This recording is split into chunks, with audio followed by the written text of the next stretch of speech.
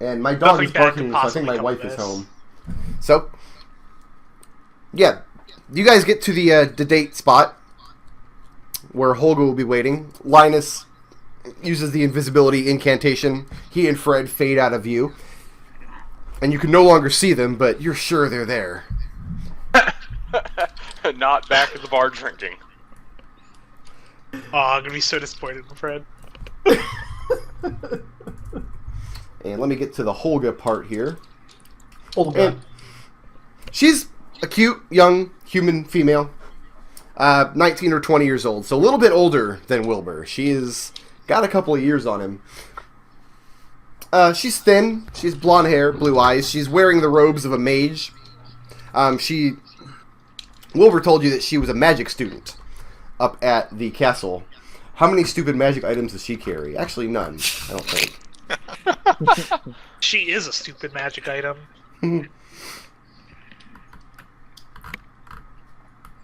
And she's sitting there, sitting on a large log that's been overturned in this woodsy area. She has a staff that, and obviously she's too young to require a walking stick, but she is a mage. She has to keep up airs. And so you approach her, and when she sees you, you see her face just light up. So at this point, you already have your eagle, whatever, up and running. And how long does that last? Lasts for an hour. Okay. And so who all went to the dinner? Arik and Tarin? I went to. And Orphan. Okay, so everybody went to the dinner. Move yourself onto the keep here. Yeah. Bloop. Oh. Then Eldove and Fred are down here in the woods. Did we ever decide on something other than a lion's roar? I don't think we did. No. Oh, I'm gonna make Flumph noises. You were. Okay.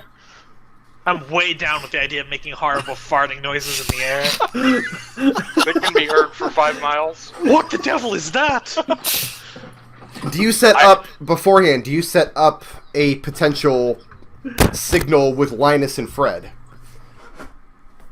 As far as if they spot somebody or whatever. Can Linus do any crazy, like, bard shit to let me know what's going on? Bard shit? It's crazy. Yeah, does he have any, like, bard spells or something to tell me something without Olga knowing? Didn't actually build Linus's spell list, but I'm positive he does. Because he has access to all the same kind of illusion, magic, and whatnot that Fred does. Can he Like, Raries? Can he... On their spell list. Raise Dead That's is like a the 5th one level spell my build should have and doesn't. Wait, what spell did you say? Rari's telepathic bond. What level is that? I don't know in this edition. Looking. I don't see it here. But I mean, he's Might got... just be called telepathic bond. He obviously can't do anything that requires concentration. 5th level, if it's on their list. No, it's not on their lists. Okay. But I mean, he has the illusion spells. He has like project image. He has major image. So he's got all these little tricks that he can use. So if you want to set up, I tell him to cast a very quiet illusion into my ear so that I can hear it, but no one else can. So you manipulate the bones of your inner ear. Is it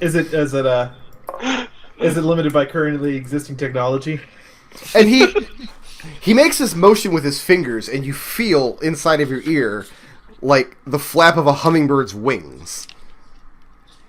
Alright, so that'll be my warning. Yes. And I tell him to do it a little bit more frantically if it's someone who he feels is hostile. He says, "My friend, the nature of the hummingbird is to always be frantic."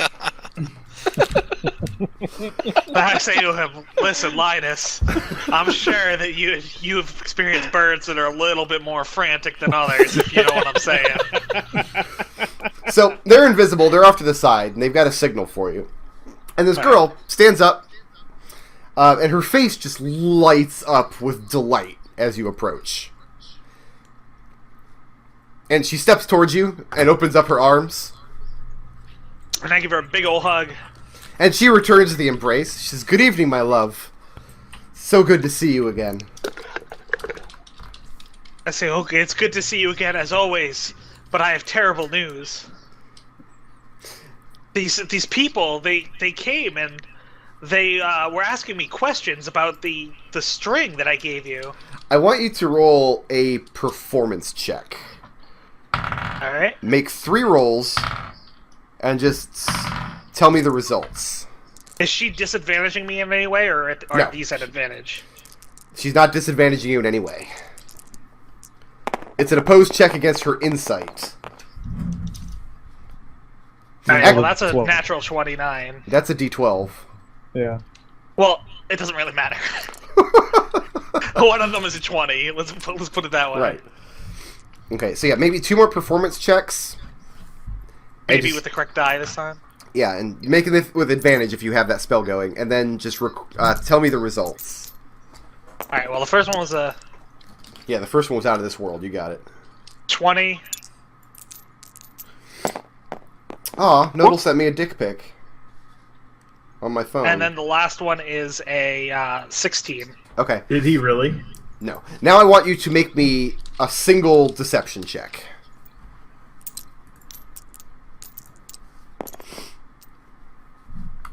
$22. Okay.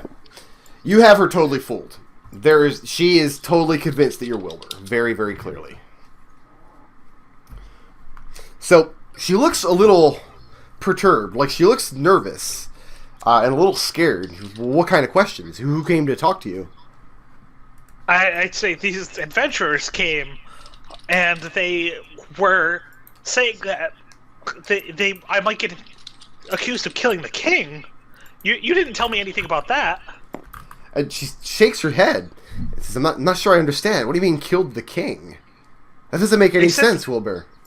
They said the harp string that I gave you, the king found it. You still have it, right? She nods, says, of course I do. Say, do you know what they could be talking about? She says, I have no idea. She says, are you sure Linus isn't mixed up with something?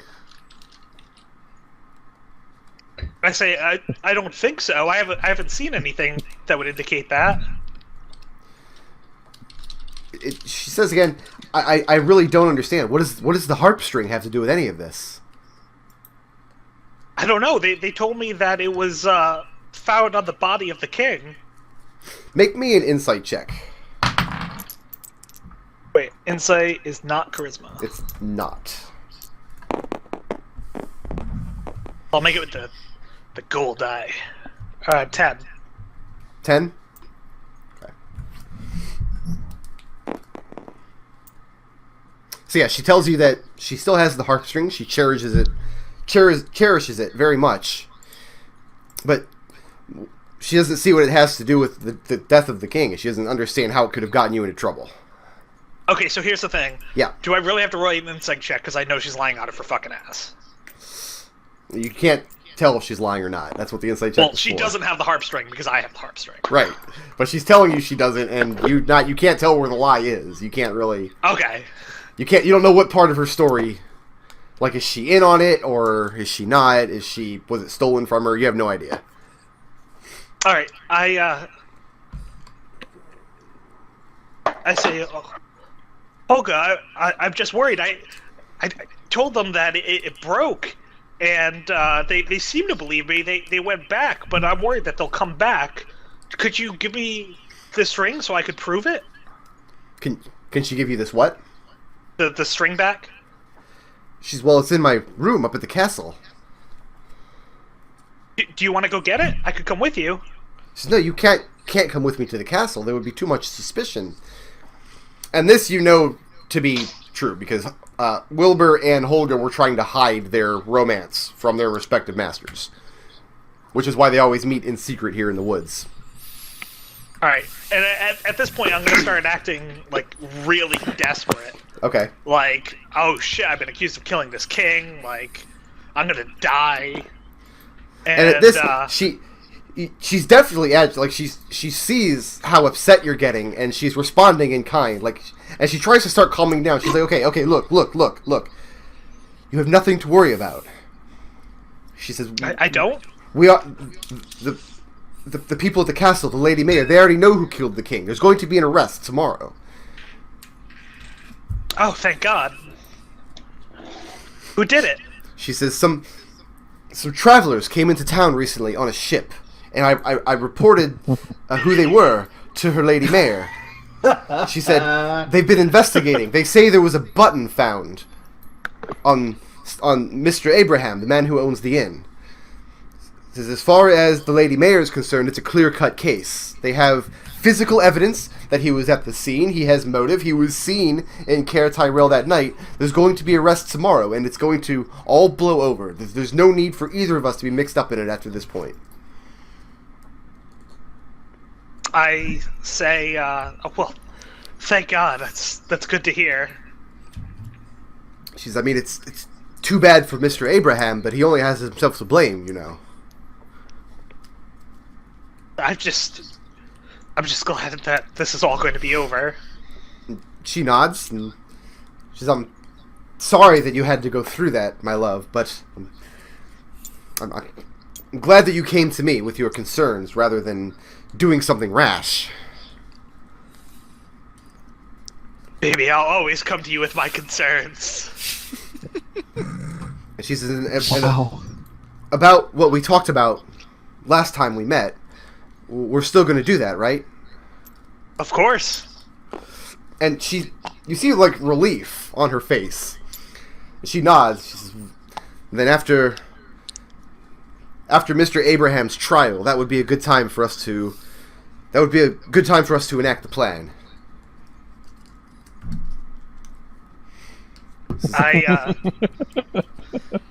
I say, of course, don't worry about it. I know everything that I'm planning on doing. And at that, you see her guard completely lower, and she embraces you again, and moves in and begins sticking her tongue down your throat. Eldove is very good at this. He has a 20 charisma.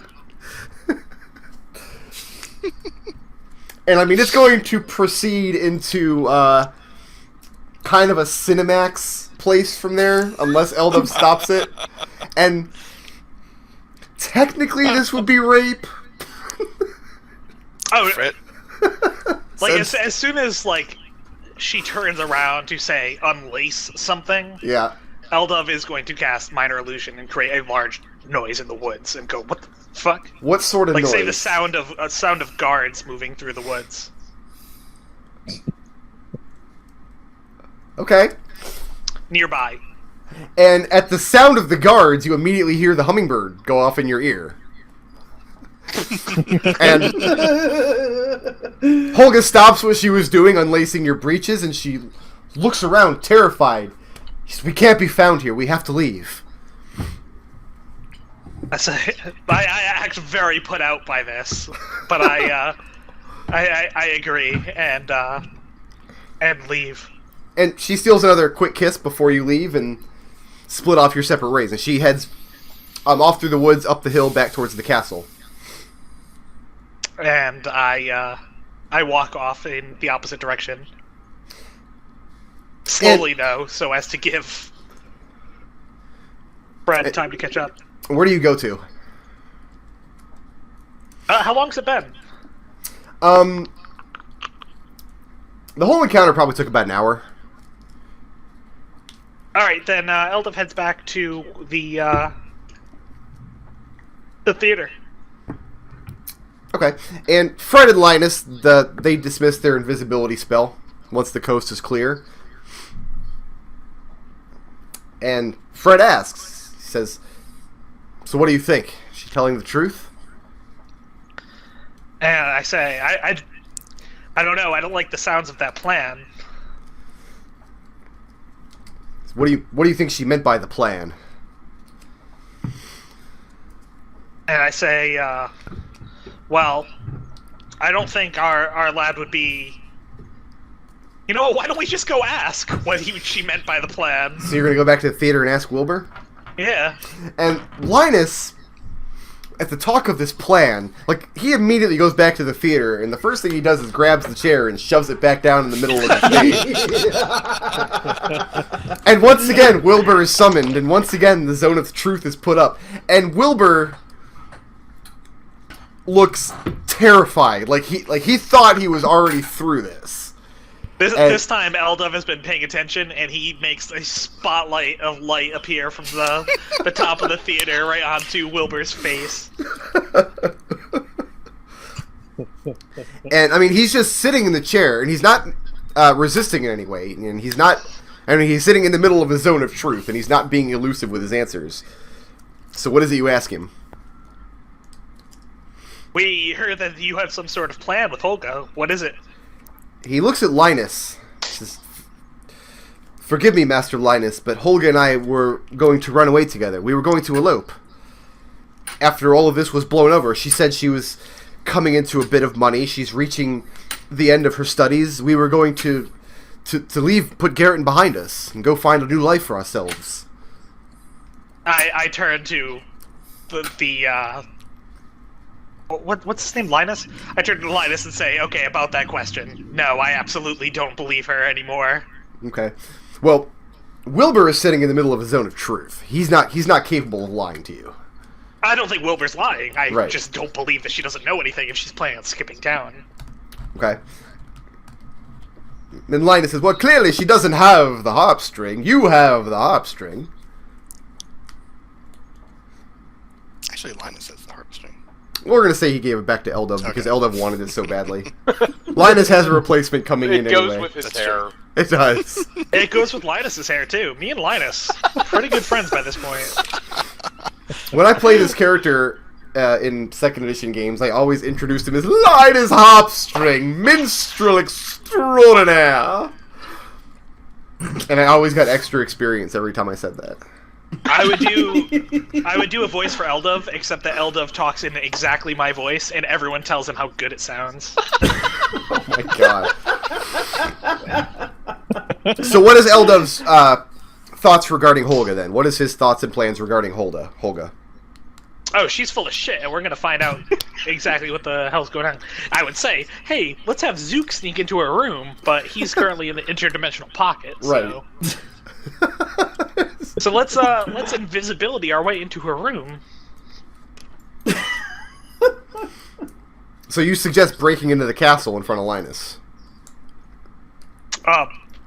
Not right at this moment in front of the entire play, but true, Okay. but... So, are we done Well, with you Wilbur? are in the middle of a zone of truth. She's not in the middle of the zone of forgetting that I'm talking about breaking into the castle. Because Linus is all for aiding the investigation, but he does not want to draw any unwanted attention to himself from either the castle or the Assassin's Guild. Oh, I wasn't going to ask him to cast invisibility. I can do that. Okay. More pork snagglings just happened. Snaglins. So what are Eldove's designs on Holga going forward? He's going to use invisibility, get into the castle, find out where her room is? That's the current plan. Okay, and when is he looking to enact this plan? Well, he's going to talk with the party first, so probably when they get back. Okay. About this time when you guys are at the theater would be about the time they're wrapping up the dinner. So we'll say that after their dinner, provided they don't try to burn the place down, you all would be back at Yeah, the why inn. did you say that? I do have a banana. I was just gonna have an Umber Hulk dig out all the foundations. Turn So- into banana. They've heard about you dealing with some frost giants. The four of you go up to the keep, and let me get the map of the keep here. Just Oh, the next one after the keep. just so I don't misrepresent how large this banquet hall is. I thought I had a map to the keep. Ooh, maybe I Better don't. a 5-foot wide turkey. Important question. How many Uh-oh. hats are in the keep? Now, the keep is not a shop, so I don't have an inventory of everything in the keep. Actually, I do have an What? inventory of basically everything in the keep. It's pretty crazy. So, how many hats? How many hats? I need to know. You need sorry, I can't help you. I don't know.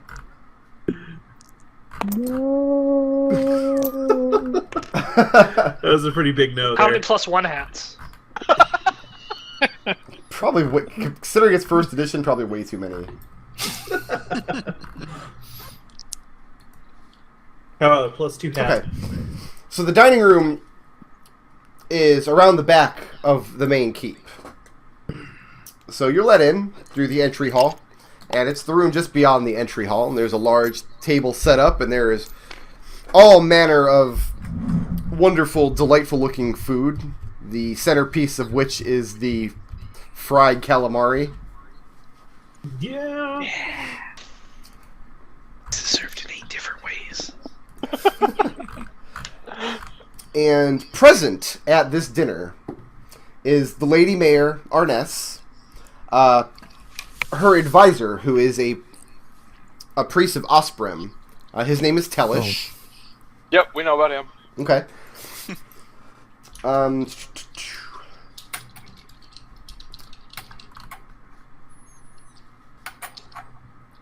Sangster, who is the head of the castle guard, has been invited. What was his name? Sangster. Sangster. Gangster. Like gangster, but with an S. Yeah. I kept hearing it at first as Bangster.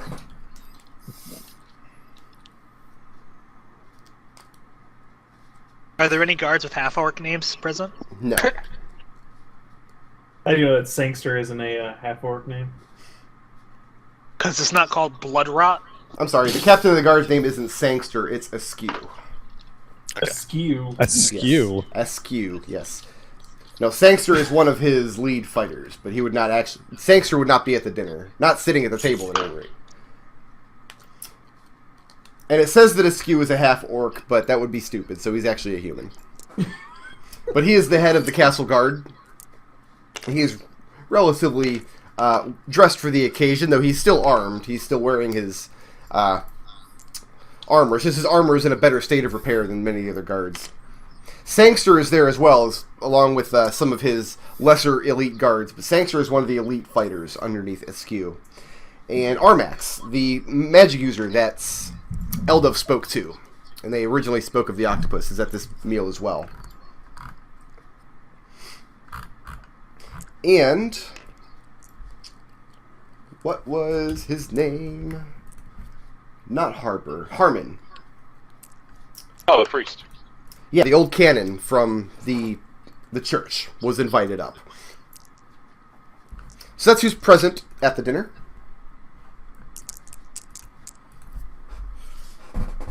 And I just need to do some quick note-taking real quick. So is there a map of the banquet hall? It's not very impressive, but yes, there is one. Okay. Not unless you decide to, piss off the Lady Mayor and...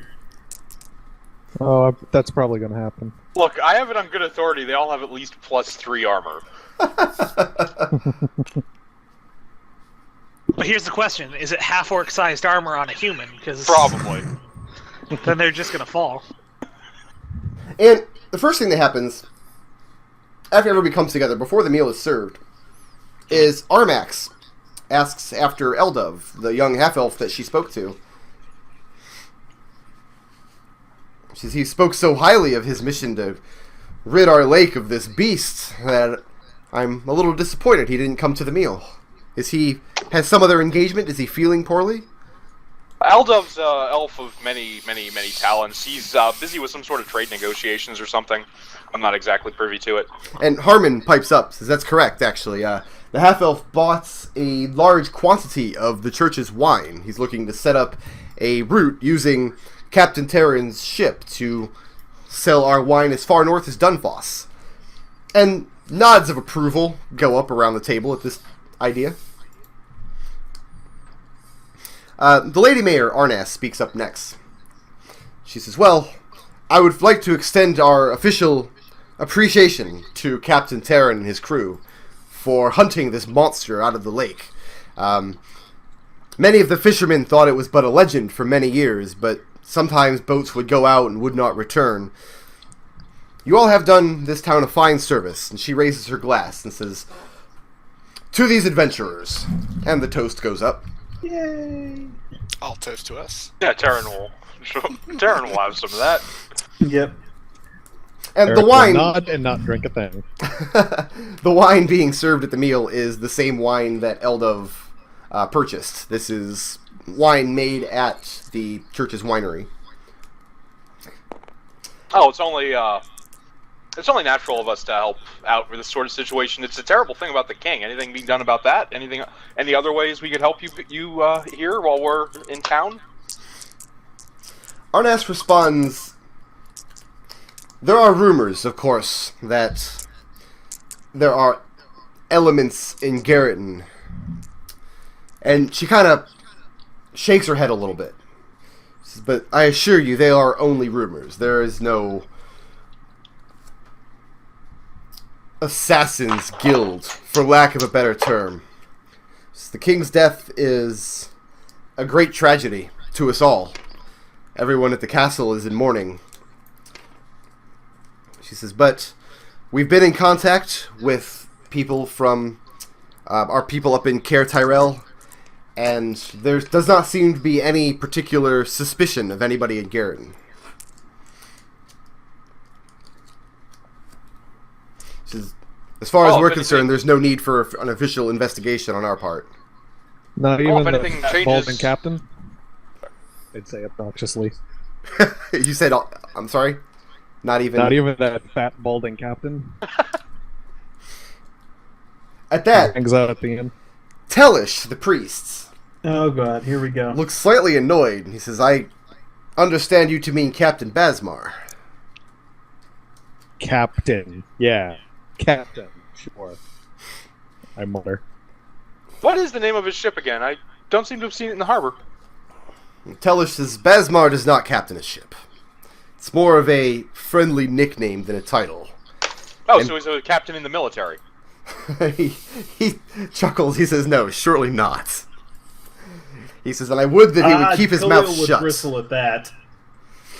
At calling him a captain in the military. He says, would that Basmar would keep his big mouth shut more often. It's true he's a smuggler, and it's true some of the goods that he's smuggling in are dangerous. He says, but he's very helpful to the people of Garreton in certain ways. Like how? He's able to get goods for us that would be very heavily taxed by His Majesty. We're able to get certain foodstuffs and certain other kinds of supplies through Captain Basmar's help that otherwise would be too difficult or too expensive to obtain. He says, I assure you, if we had any other avenue to secure these particular items, we would not be using Basmar's assistance.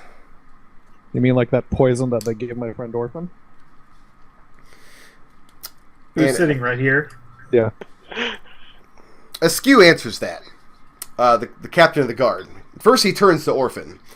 So I would like to offer my deepest apologies that you had to go through that ordeal, ma'am. He says, I hope you understand that the people of Garreton don't condone the use of such magical materials. I'll wave it off and say it was my own fault as much as anyone else's. I don't know what I was thinking, taking him up on that. And then Askew looks back at Tellish and says, back at Arnas and says, and my men have talked with Basmar at great length, and with the Lady Mayor's permission, next time Basmar is caught dealing in these kinds of goods, we would like to bring the full brunt of the law against him. Arnas nods. She says, it's true we've given Captain Basmar quite a bit of latitude because of the services he provides us here at the keep and in town. So, but I think going forward we will interpret those allowances much more narrowly than we have been. Sure, Bathmore appreciates that. Bathmore. Yeah, that's what And Askew looks very delighted to hear this news. Like he's happy to bring the hammer down on Basmar if he steps too far out of line. That makes Khalil happy. And Tellish speaks up next. He says, well, if that terrible news is behind us, we can speak of brighter things. And he motions to Arik.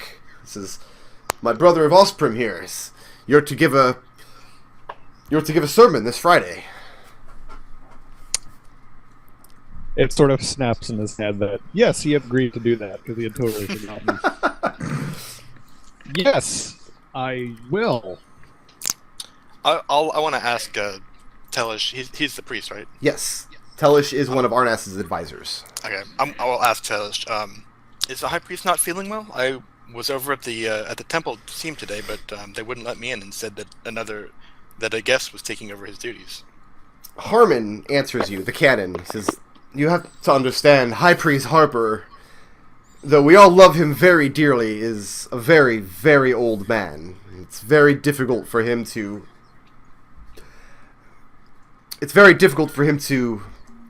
meet worshippers who come into town.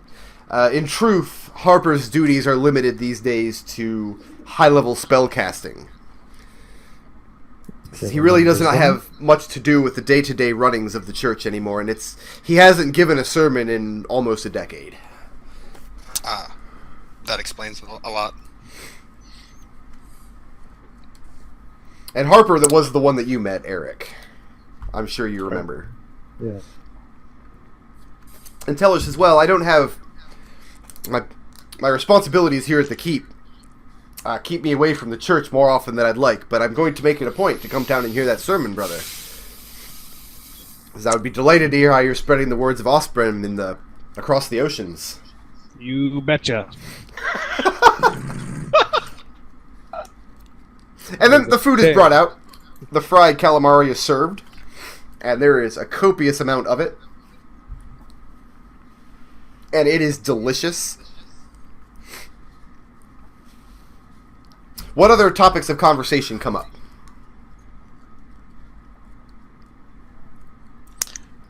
Let's see. Excuse me. I'm still coughing up the last of this flu. It still isn't. Tarin is going to ask if their tax troubles are going to be at all relieved with the change in rulership, and if perhaps that's part of the reason that Basmire won't need such a wide amount of acceptance. Well, Askew is quick to clarify. He says, "Well, we're narrowing our view on Basmar not because of these tax concerns, but because it seems that he's overstepping his boundaries.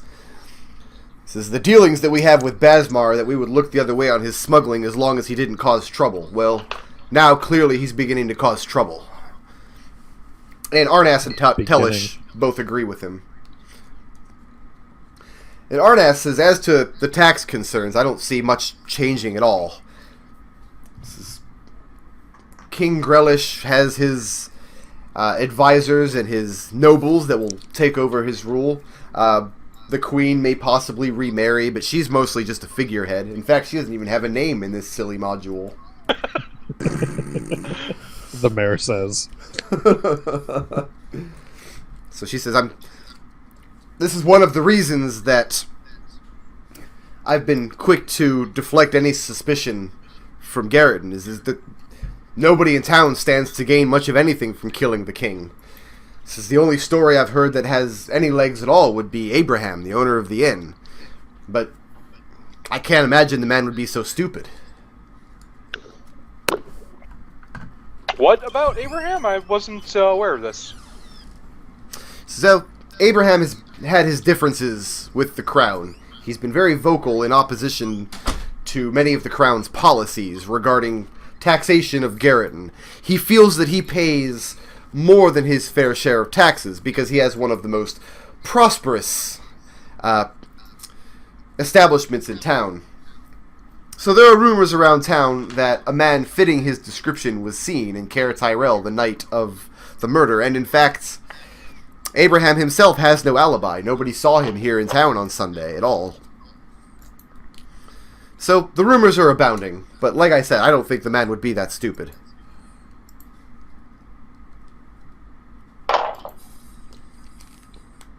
I had a chance to speak with him last night, in fact, and he didn't seem to be the type. He didn't strike me as that way at all.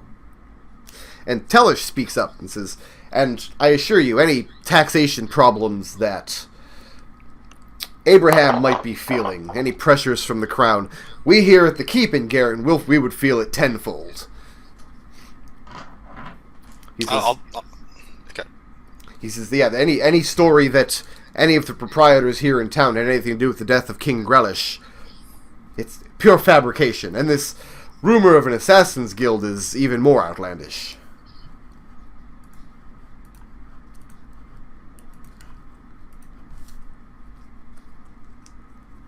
Why is it so outlandish?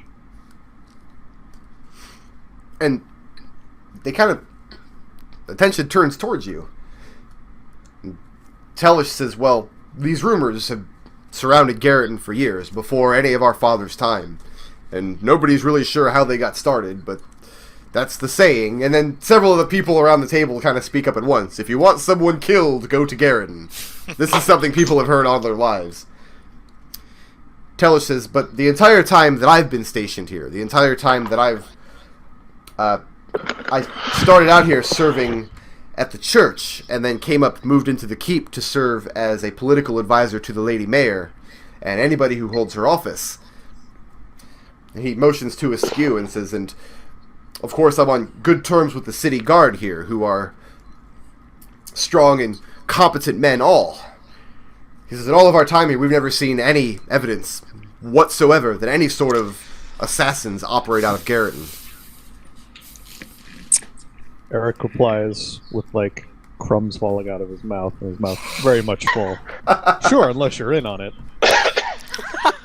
Oh, God. Who is that directed towards? Telish No or one in Askew? general. No one in general? No one in general, just a general comment. Then Because he's enjoying his meal. Askew kind of growls a response out. So what exactly do you mean by that? And Telish calms him down. He says, I'm sure he merely meant nothing by it. You'll have to forgive Arik. He tends to think aloud. At this point, Arnas speaks up and she says, well, and what the brother speaks is wisdom. It's crossed our minds here that it's perhaps someone within the keep has ties to such a guild, but there's just no way that this kind of thing could operate right here under our noses. It's unthinkable.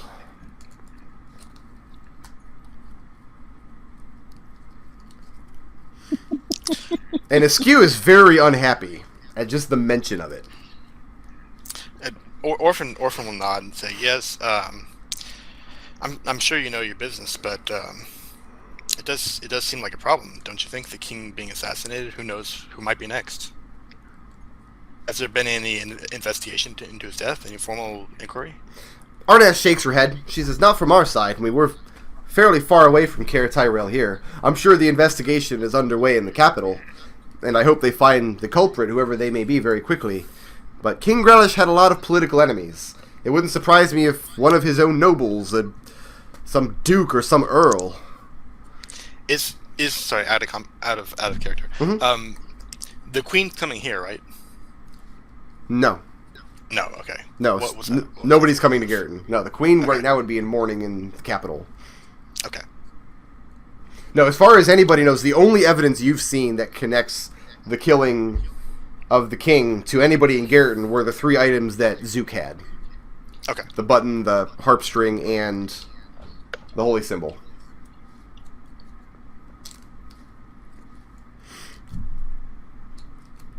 But these people appear to not either they don't know about it genuinely, or they're playing coy for some purpose. Are you saying that, or just making an observation? That's Adam making an observation.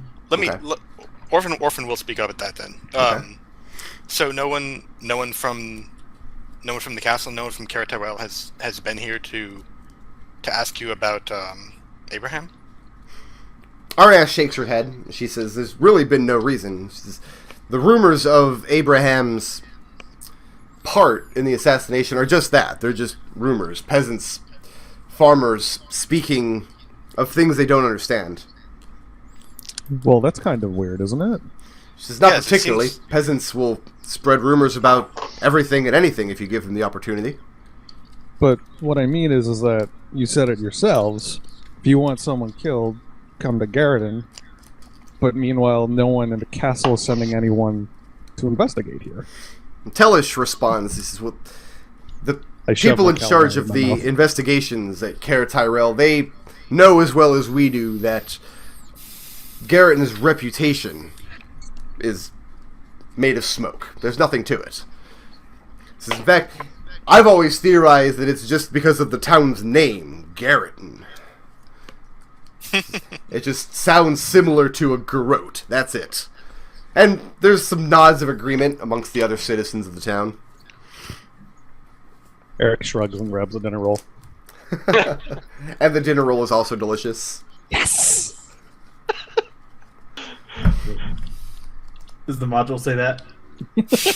Oh, hold on, let me check. Oh, wait, shit, no. The dinner conversation It's is very entertaining. entertaining. It actually says dinner rolls in. the dinner roll is very dry and unappetizing.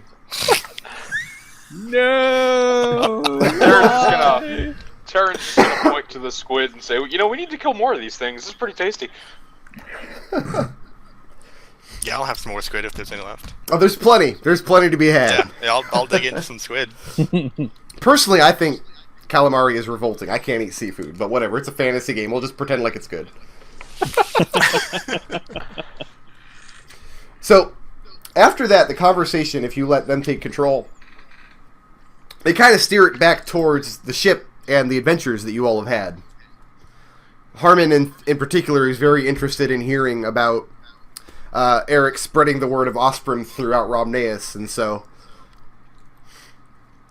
unless you guys have other things you want to bring up to these people, that's kind of how it's going to go. They'll spend the rest of the evening talking about your adventures.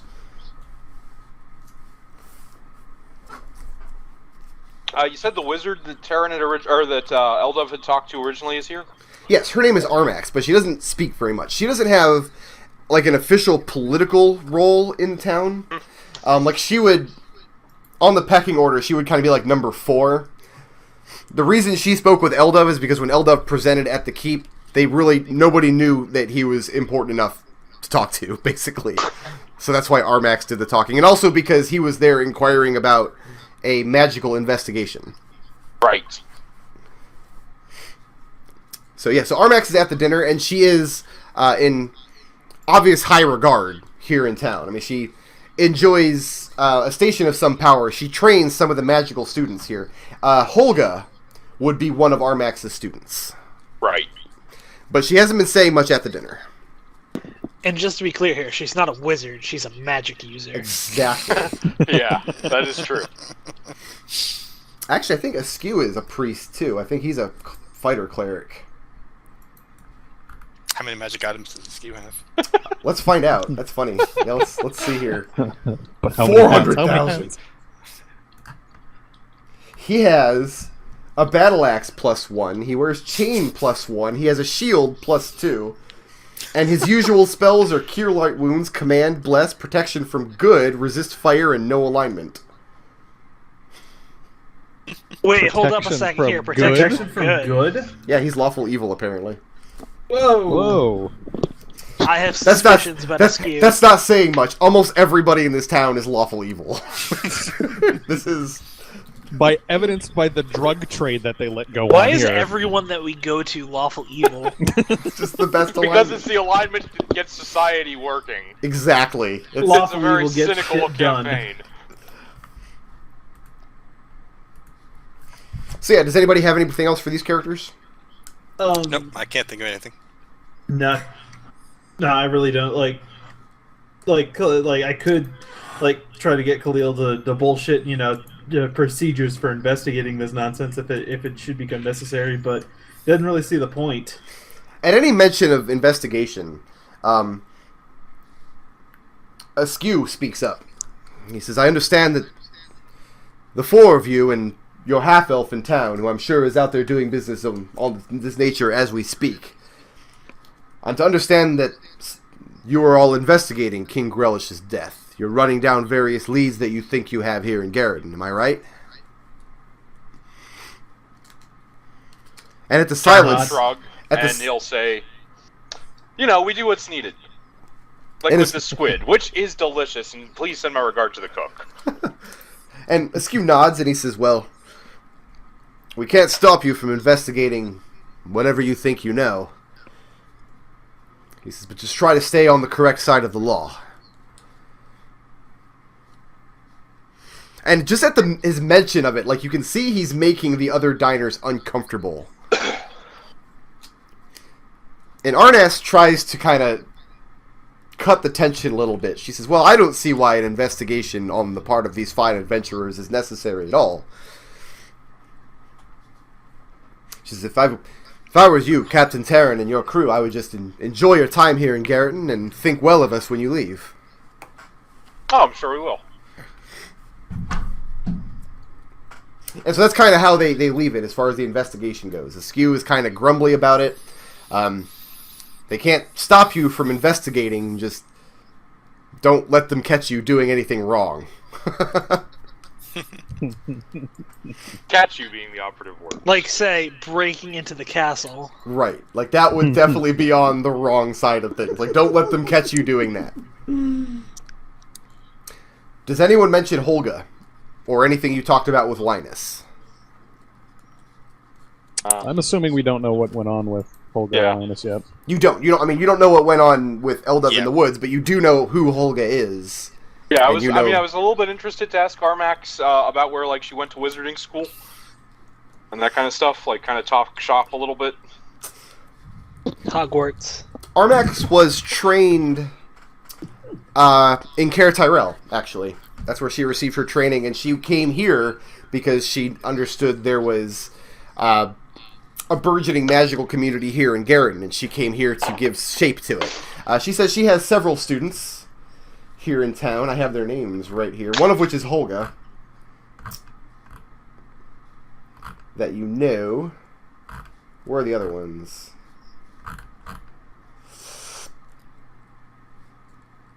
How many are half-orcs?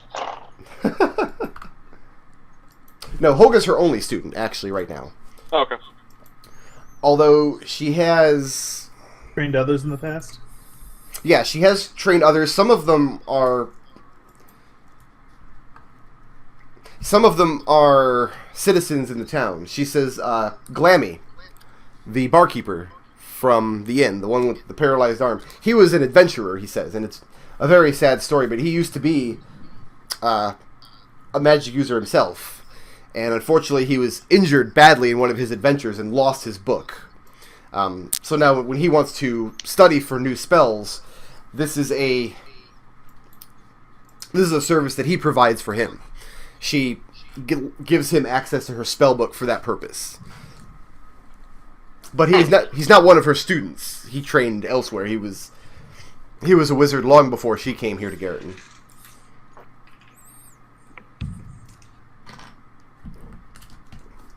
But yeah, there are various other wizards in town, and Armax rattles off the name of some of the other citizens that you may or may not have come across. But Glammy in particular, his story interests her because he lost his spell book and he uses Armax's instead. Interesting. Some of the students here at the castle are clerical students, and Askew actually sees to their training. So he is a cleric. And I think he has 3 students. And they all have their quarters down in the basement level of the castle.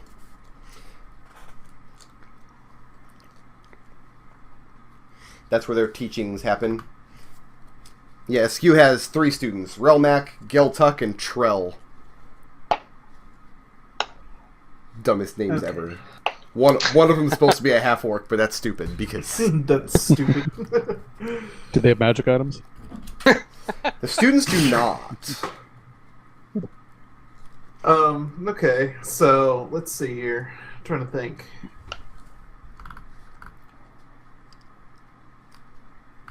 I don't know, man.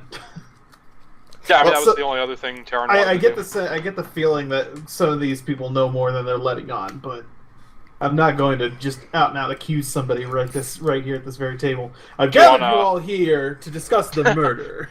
Do you want to insight anything out of them? See if you can figure out who's the least trustworthy? That is sort of your shtick, right? Yeah. Well, who are you inciting, and what statements are you trying to determine? Like, what avenue of discussion were you interested in inciting? Well, that gentleman, who was it, the guy that was always trying to steer the conversation from investigation in Garreton? Askew, yes. Yeah, Askew is the captain of the guards, and he, like, you get the sense, he didn't come right out and say it, but you get the sense that he would very much like it if your party did not investigate anything. And that is my iPad fell asleep. That is a 17. Okay, give me 1 second to find Askew's stats here. He does have a stat block. Yay! Well, where else would his magic items go?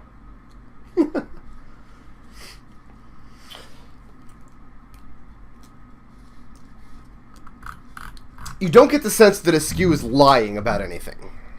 He seems very, like, it's obvious he's unhappy that there's an investigation going on, like an independent investigation that's happening. But you get the sense that he's more embarrassed than anything. Like, the fact that his town has this sour reputation. As he should be embarrassed. That adventurers looking into the death of the king are conducting their investigations here under his nose, and he's kind of powerless to stop them. Like, he doesn't like the situation at all. If there was to be an investigation, he could do about it. Yeah. He only just needs some sort of investigation on his own. Well, that's the thing. He doesn't have the power or authority to do that. That's the sense that you get, Khalil. You get the sense that he doesn't see any kind of need for an investigation inside Garreton, and if there was such a need, he would like to oversee it himself. But, I mean, you know that the guards in this city are reined in pretty close by edicts from the Lady Mayor. And you know that the guards here have to turn a blind eye to various dealings that are happening in town. Captain Basmar is the one you know about. There may be more.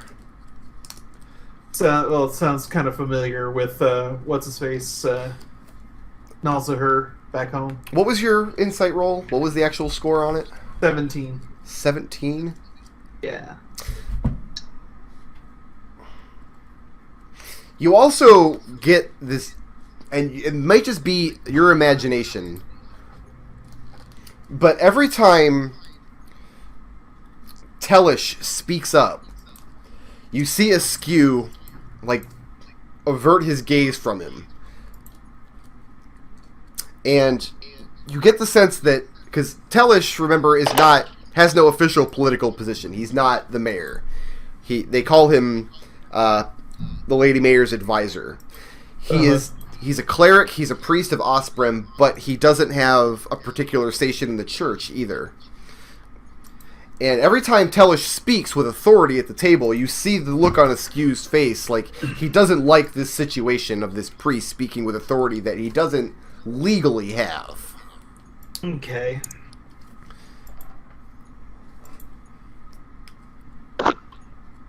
Tellish, huh? Alright. I'll file that back in the back of my brain for now. Okay. And like I said, if there's no other conversation you guys wanted to get out of the way, the conversation quickly turns to the party's exploits out on the high seas, your adventures out in the desert. Alright. Is there anything you tell them about your exploits that is particularly noteworthy? Do we share any information about, like, Gendrid, or where you people from other worlds come from, or the Guild of Shadows, or like anything like information sensitive? Any sensitive information? Well, I mean, I think are there any onions being served? not whole onions, not like whole raw onions. Nah, it's not worth the effort of going through the explanation again. Then the dinner comes to a close. An enjoyable evening of heated conversation comes to a close. And they thank you again for your services on the lake. They say if there's anything they can provide for you to make your stay in Garreton more comfortable, let them know. They will have it delivered either to your ship or to the inn where you're staying. And again, Arnas ends the evening just by saying, again, I just hope that you find your stay here to be relaxing and that you think well of us when you leave. And Harmon is the first to collect his things and say his goodbyes and get back out to the church.